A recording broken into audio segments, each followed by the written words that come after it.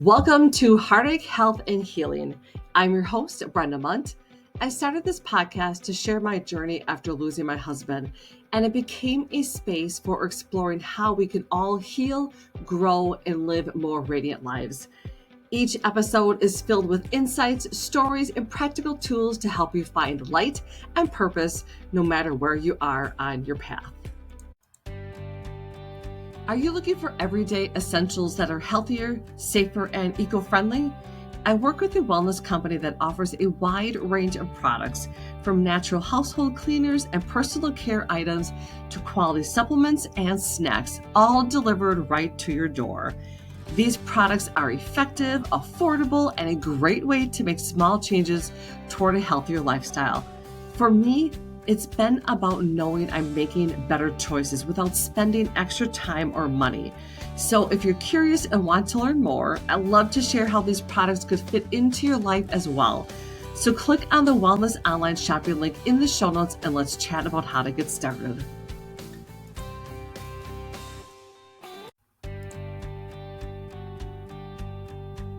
This ad is sponsored to you by Glossy. Say goodbye to bloating, digestive issues, and skin woes. Introducing Glossy, a skin and gut routine you can drink. A delicious daily supplement that transforms your skin and gut from the inside out. Science-backed, look and feel amazing. Order at getglossy.com/Brenda Munt or click on the link in the show notes for a discount.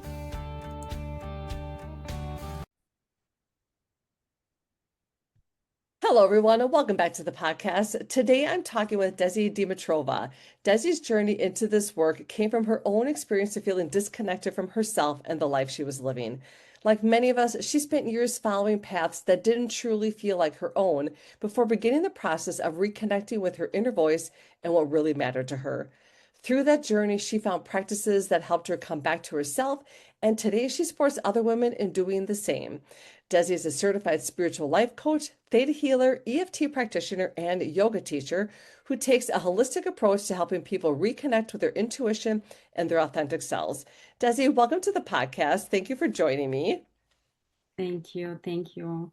And I hope I did an okay job. I'm pronouncing your last name. I had to do a little practicing there, but Great. Thank you so much. But can you start by sharing a little bit about your journey and what led you into this work? Because you're the spiritual coach, you're the what was it, the Theta healer, EFT practitioner. So Yeah. did those come gradually at one at a time, or did they kind of all gradually blend together? Well, it was it was kind of first of all, I can't say just say a little bit because it really was a long journey. I would try to simplify it, but it really wasn't simple uh, Okay. because it was years of recovery, which started 2019, just before COVID, just couple of months before everybody got locked, I was locked because I went through a physical experience who put me down. And that's when the awakening started. Okay.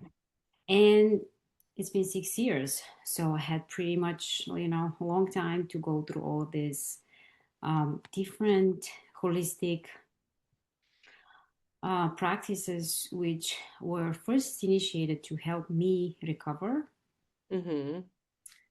you know I had a lot to heal from my past, not only from the physical trauma, the current one, but also from childhood. And yeah, a lot of things. And it's just one thing led to another. I don't know, I think I was just guided to what to do.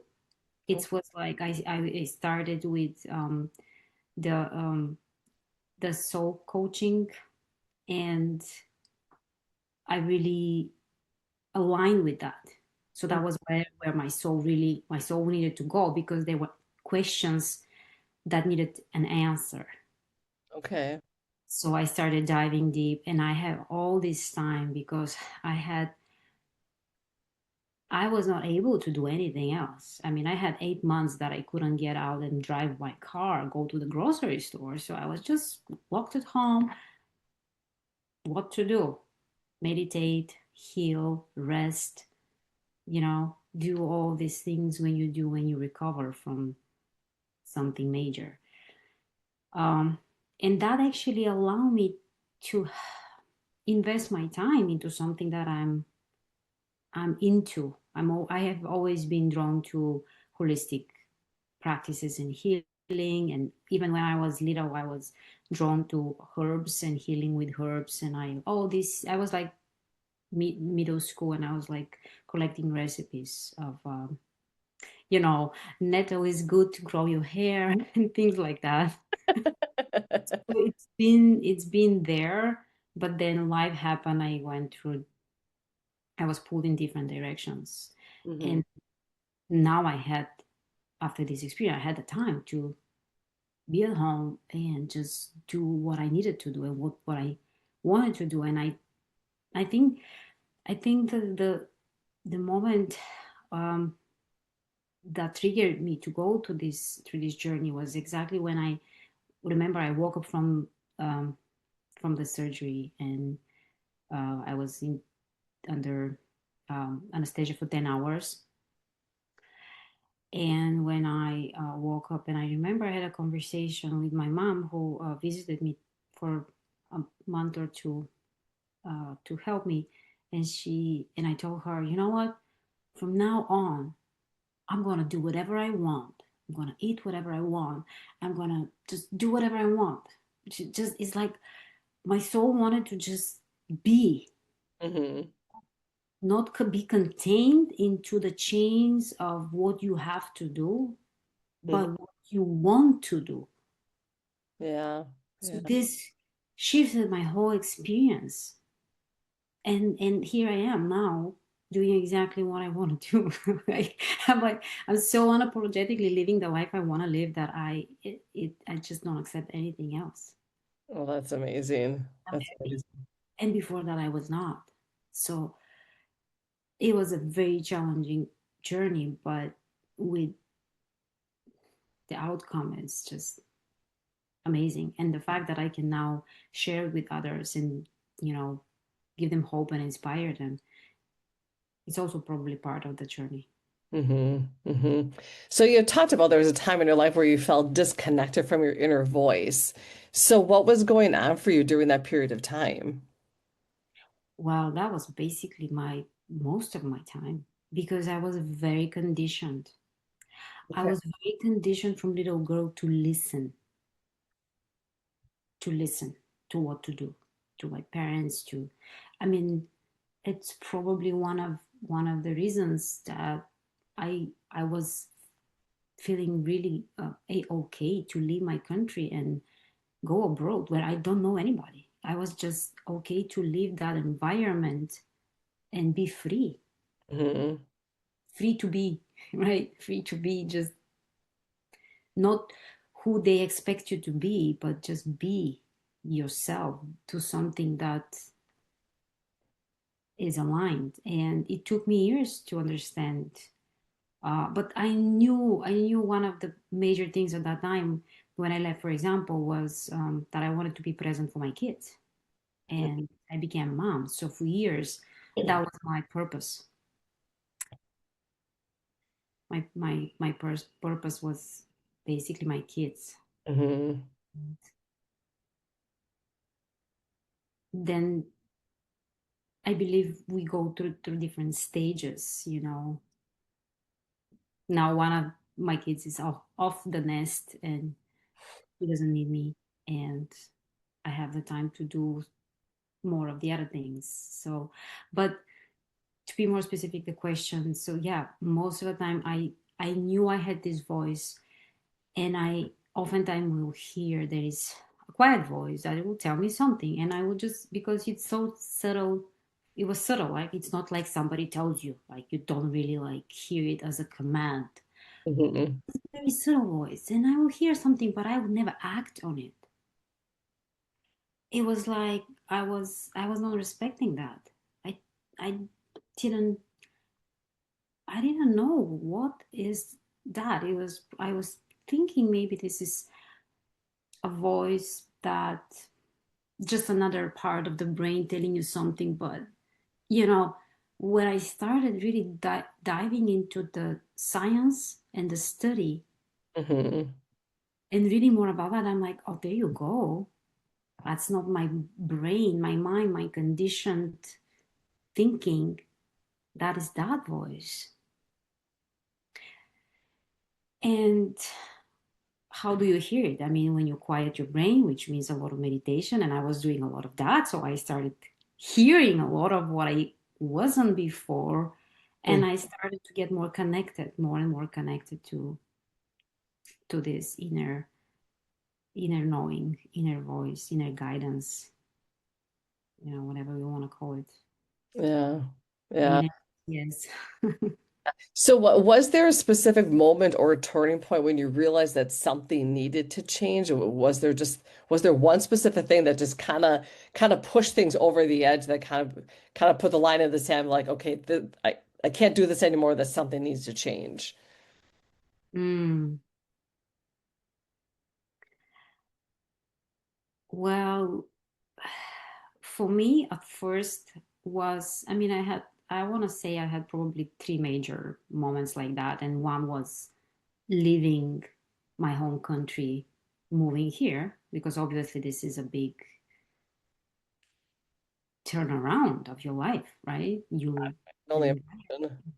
yeah, the environment and everything. So that was one of the biggest decisions. But that is also connected. So this is the time when I first got uh, into the practices of yoga.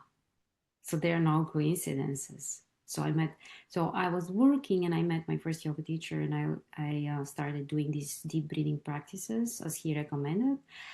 And I started hearing this voice, and I started asking some of the questions like, what am I doing here?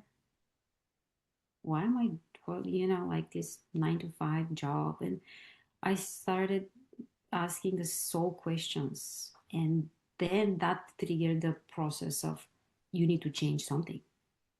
If you don't like it, you need to change something. And I said, let's move.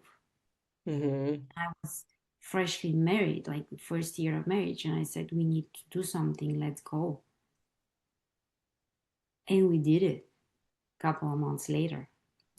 So then the second one was the physical, that trauma, that surgery that I had that was not really, this was unplanned, at least, not with my mind. Maybe my soul was preparing me for this.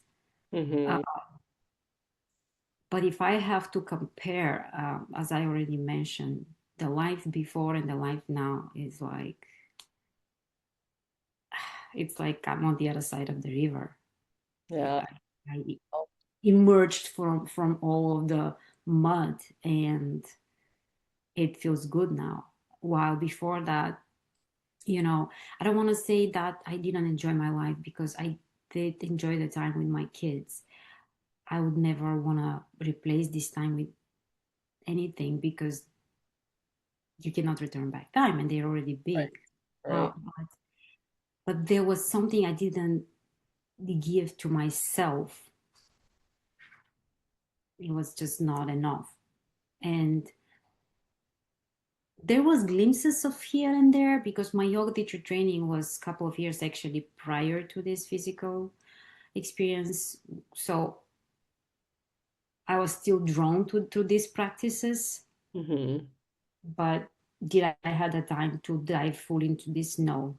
And I think my soul put me into this process of, no, you got to stop now. And here you go. You will go through the self growth for years. Do all the work you have to do to be where you want to be. You Hmm. happy. You came here to be happy. My soul knew that. I didn't know it. I was living some kind of life that I was like existing, life of existence. Yeah, yeah. So when people say they feel disconnected from themselves, what does that usually look like in everyday life? So I mean, whether it be, something that you can explain from your experience or clients that you've worked with. Yeah, disconnected. Well, from my experience, this is a lot of the times when you are not sure. You're in a lot of doubt, Hmm. and there is a lot of anxiety, and there is a lot of thinking about the past or the future. It's all of these things, and you might even experience depression. These are all these are all symptoms of disconnection to the soul or to the life that you are meant to live, Hmm. right? Yeah. Yeah. If you are not if you feel there is a gap in your life and you're not sure what it is, but something is missing, then something is missing, and that's the connection to yourself. And a lot of times in relationships, it's like you people think it's gonna come from the outside. Somebody will love you, Yeah. give you the love you need, or they're gonna tell you the things you need to hear. But Yeah. it's not That until validation. whatever it is that you need, right? But if you look for the external validation, you're never gonna get it because this external factor can leave you, Hmm. right? So that means you're dependable, and and it's you came as a soul in this experience, and you you have to honor it and live it fully and unapologetically, because nobody else will approve of who you are or what you want to be, because there's so many social norms and understandings and beliefs. And what I believe is that everyone have their own beliefs, like everyone has their own planet that they live on, right? So Hmm. not everybody will like you, not everybody will like me. So if we always look for outside validation, it's never going to happen. We're Yeah. never going to. Yeah. Yeah. So why do you think so many people struggle to hear their own inner voice? Oh yeah, because we are too preoccupied here. Yeah. It- and it's the way we live. Yeah. I would think, yeah, between being preoccupied in the mind and then also on, those lovely devices that we have in our hand way too often. But this is again a form of distraction, right? This is a form of distraction, and then it becomes a habit, and that's the newest, um, after COVID, the new disease that everybody is like, Hmm. it's a disease. Yeah. Yeah. Yes. So what were some of the first things that you did that helped you reconnect with yourself?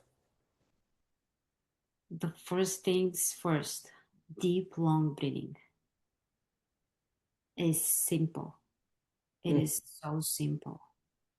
And you have it with you always. You don't need the phone to guide you in a meditation. Yeah. Always go and do it if it's more, you know, pleasant.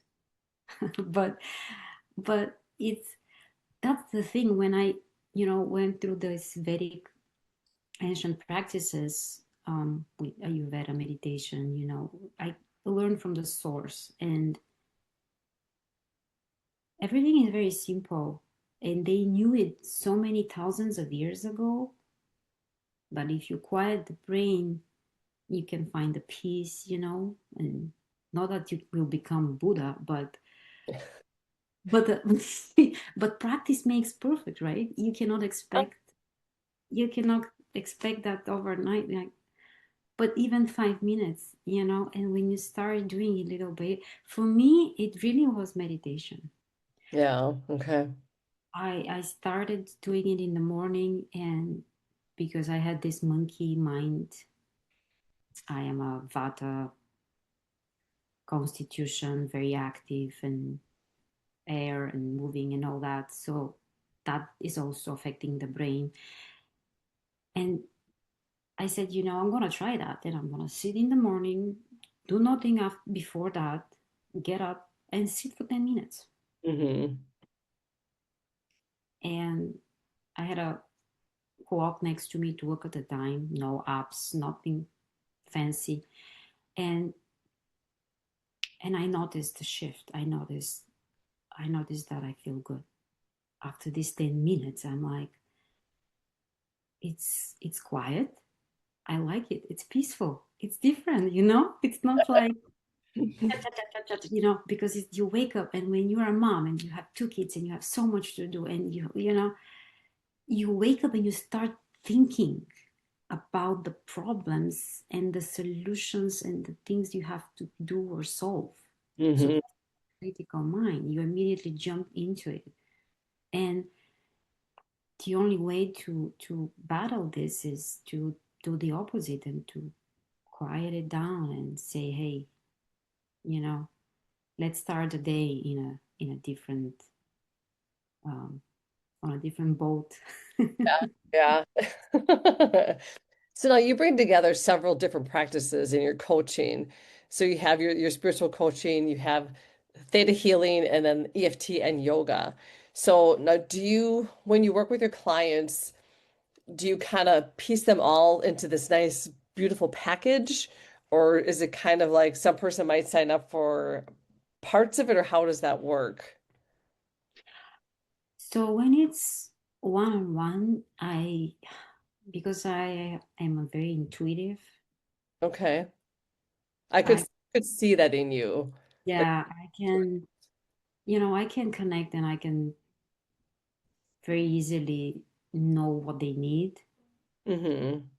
tell or recommend if you need healing, because of healing, energy healing, like theta healing, a form of meditation, is different than talking like a coach with someone. But a lot of time, just talking to someone is what they need.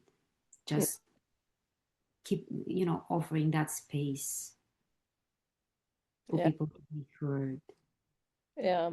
So for people that are unfamiliar with theta healing, could you describe that for us in simple terms as possible? Yeah, yeah. This is a healing practice developed by Vajana Stibal. I don't know if I'll say her last name correctly, but she got this from her meditation during her meditation sessions, and she started healing people, and then she developed the technique so she can teach other people to heal other people. And it's just a very simple, very relaxed way of by the way, this was probably the first alternative practice which I tried even before I went into the surgery. A friend of mine connected me with another person who was a practitioner, and I was stressed because I will go into this. I know I was going to go into a surgery that was almost, yeah, like I could get out of it in a wheelchair, so it was pretty severe thing to know you have to go through. So I decided, I'm going to try. I was still trying something different before I went into, and it's super, super relaxing. You just lay down or you can sit. hmm And the practitioner is just guiding you through a visualization where he connects to the source, and depending if you know what you work to heal, like if the person knows what the issue is, what the problem is, what he wants, um, so the practitioner connects to the divine and asks for that healing. Or if you don't know what it is, then you can still just send a healing to the client, and then scan the client and see if you can see what the problem is, right? Okay. In Because the body. when I hear like theta, I mean, I think of, like energy related. Oh yeah, that it's called theta because the delta state, theta state. So it's like Yeah. almost asleep. Theta state is the state where you just prior to falling asleep Hmm. state. So you are in between awake and sleeping. So you are very deeply relaxed. And that is required in order to receive the healing. You need to be relaxed. Um, but yeah, that's what it is, and it's simple, and it oftentimes it doesn't require a lot of time to. It's a short 15 to 20 minutes process. Okay. Uh, yeah, but this can be combined. This can be combined. Um, how he did it for me the first time was a muscle test, so you can work on beliefs and you can see are the negative beliefs, and then you go into the theta to change the beliefs on a subconscious level, because if you're not in that state you cannot uh, work on the subconscious mind. Hmm. Hmm. So for EFT, because I mean I know that's your tapping. Yes.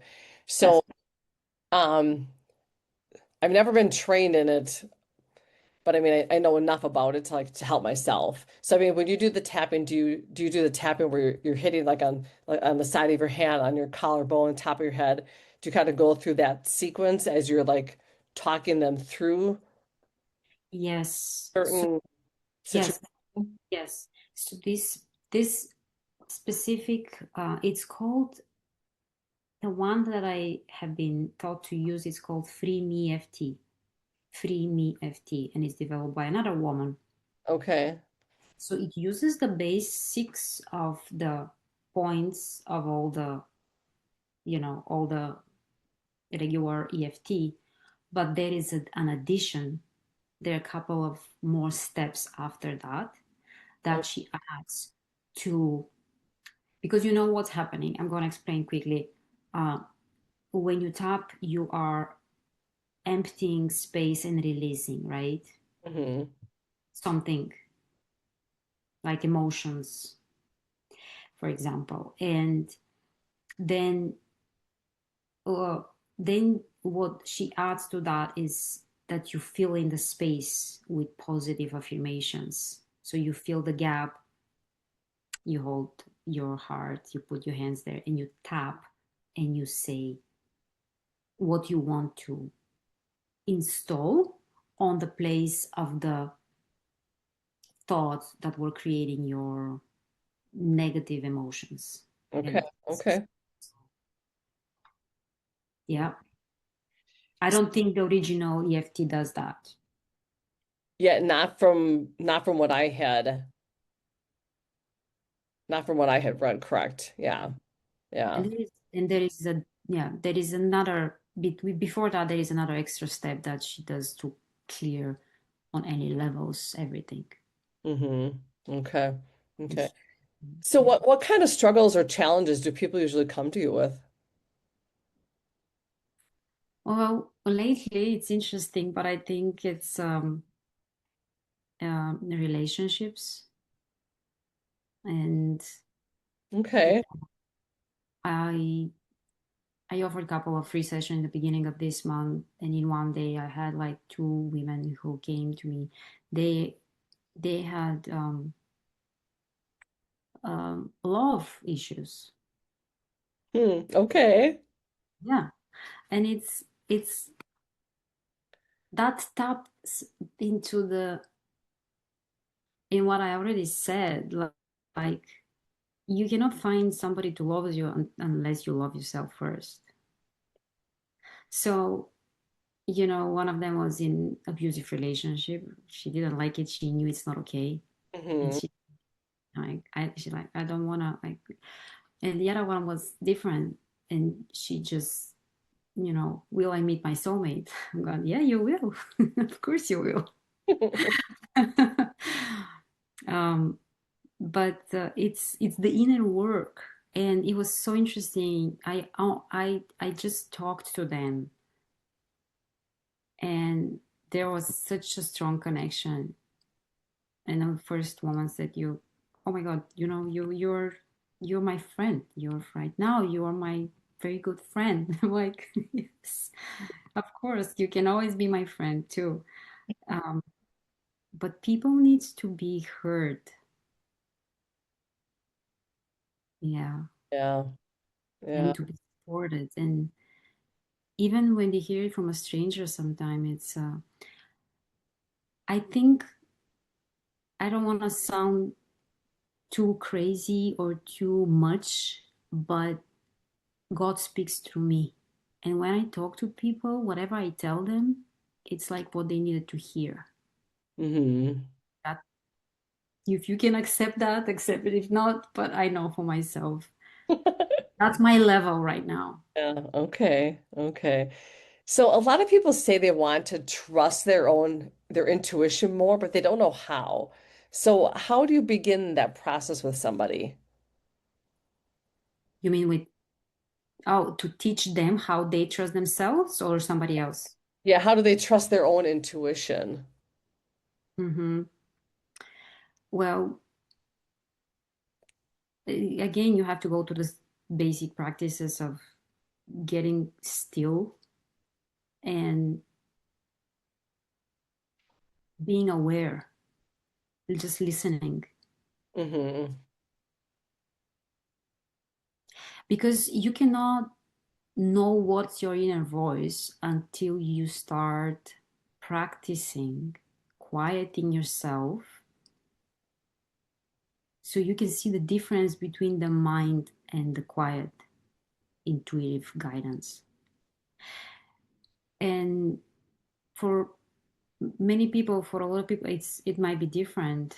It's, because everyone has their own gifts. Some people are Right.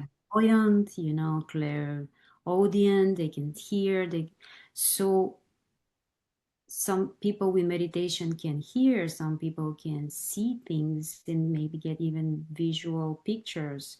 But it all happens when you meditate, when you quiet. And meditation is not, I don't want to say it's only meditation. You gotta do your mantra, find your personal mantra, which I can give you, and you can meditate. Yes, that's a very easy way to do it. But maybe you do art or music. And when you're in that state, you are also in that zone of receiving Hmm. right ideas. All this comes, you know, when you quiet the brain, you take a shower. Why you receive information and good ideas in the shower? Because you don't think about the problems. You're just taking a shower, and all of a sudden you receive. That happens to me a lot. I don't know, but it's ideas. Ideas come, like say that to this person or call that person or do that. Um, so for me, and I think it can be for everyone. It can be in different times of the day that you can receive, but you have to start somewhere. Hmm. Yeah. You have to find your practice to quiet the brain. It could be meditation, it could be music, doing art, deep breathing. Just breathe and don't think. Yeah. Yeah, definitely. So the clients that you've worked with, when they finally start trusting themselves, what does that what does that look like for them? I mean, what kind of reaction have you gotten from them when they actually feel like they started trusting themselves more? Yeah, this is definitely the most rewarding part, to see someone who is not clear and is like whatever the issue is, and then all of a sudden they have the aha moment, you Hmm. know and Yeah. and that aha moment comes from within. I might just say something and they're like, oh, you know what, I think I know. And I'm like, yes, I know you know. If I can help you get there, or if you quiet your because in coaching, the way I've learned coaching, it's you see the person as a already whole, complete being, but they don't see themselves as one. And it's all about the thoughts, and the process is about trying to quiet this process that leads them to whatever it leads. It might be emotional, it might be a story that they say to themselves that is limiting them, Hmm. limiting beliefs. Um, but it starts here. It's, I mean, for me, it it always, if you can stop the brain, that machine, that computer, the more you can reset it, and just press the stop and reset, the more in the flow you are. And the Hmm. more in the flow you are, um, the less obstacles. It's so easy when you're in the flow. Yeah. Yeah. So looking back on your own journey, what was the biggest lesson for you? I had two big lessons. The the first one really was that reconnection that I had to myself, Hmm. to God, to the Creator. Okay, if you don't want to, if you're not religious, um, I haven't been that religious before I got sick, but when I have been in my worst moments, I started praying a lot, and all my prayers have been heard. I know that I always knew that there is this invisible energy, that is there. Hmm. And I connected that with the scientific part when I was learning and studying. But, in Vedic, they call it consciousness. Consciousness is everywhere, it's everything, everywhere. Or you can call it God, you can call it the divine creator. In Theta healing, it's the creator of all there is, the seventh plane of existence. So, yeah, there is a lot of knowledge I gained, but the the two biggest things for me are being me, finding me again, Hmm. and knowing that there is something else that is with me all the time. And this is actually, maybe a lot of people need to hear that. You are never alone. You're never alone. You you may feel like depression and struggle and think people don't love you, or behave in a way you want them to. But I just have to open the door for my dog. But you are never alone. Hmm. Yeah. God Yeah. is always there for you. Yeah. To send you the right people and the right podcasters to listen to, to inspire you to. It's you have to trust. You have to believe and trust. And I used to be very not believing, Hmm. very pessimistic and all that. So it's so in the mind. Yeah. Yeah. Yeah. Our minds are very powerful things. Yeah. So what do you hope people take away from our conversation? I mean, I don't know what is the majority of people that are listening to your podcast. Honestly, I don't know. But whoever is here, I know he will be here because he needed to hear what I said, or me and you.